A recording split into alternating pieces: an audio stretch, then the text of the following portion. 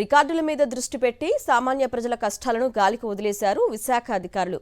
ఓవైపు బీచ్ రోడ్లో యోగాంధ్ర కోసం ఏర్పాట్లు చేస్తూ, మరోవైపు ప్రజలు సాధారణ అవసరాల కోసం బయటకొస్తే తిరిగి ఇళ్లలోకి వెళ్లే పరిస్థితి లేకుండా అధికారులు చేస్తున్నారంటూ ఆరోపణలు భారీ ఎత్తున ఇప్పుడు విశాఖలో వినిపిస్తున్నాయి.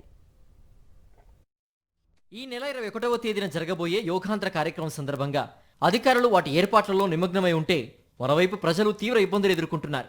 ట్రాఫిక్లో ఇరుక్కొని ఇబ్బందులు పడుతున్న రోగులెందరో.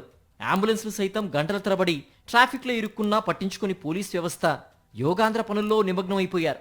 ఈ ఏడాది పాలనలో కూటమి ప్రభుత్వం విశాఖలో కనీసం ఎటువంటి అభివృద్ధి చేపట్టకుండా కనీస అవసరాలైన వీధి దీపాలు, జీబ్రా క్రాసింగ్ లైన్లు వంటి ట్రాఫిక్కు సంబంధించిన ఎటువంటి అభివృద్ధి చేపట్టలేదు.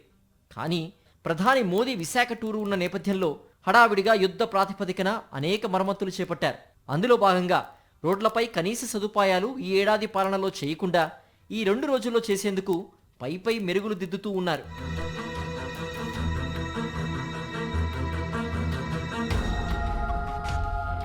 ఇప్పటికే యోగాంధ్ర పేరిట బీచ్ రోడ్ మొత్తం 2 నుంచి 3 రోజుల పాటు పూర్తిగా రాకపోకలు నిలిపివేసి ఆ చుట్టుపక్కల ప్రాంతాలకు తీవ్ర ఇబ్బందులు కలిగేలా చేశారు.